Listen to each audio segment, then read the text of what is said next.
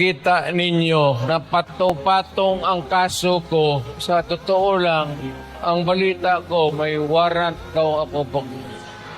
Matagal na akong hinahabol ng mga putang ina. Ano man ang kasalanan ko, na ginawa ko man ang lahat sa panahon ko para may konting katahimikan at mapayapa ang buhay ng Pilipino.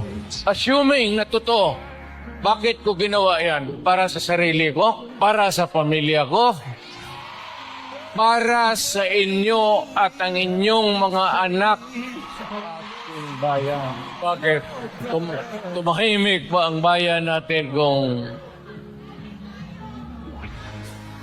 Pilipinas, so hold up dito, hold up.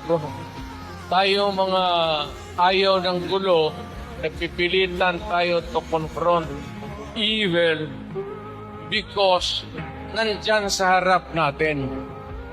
Sino ba naman gustong pumatay? Putang inang yan.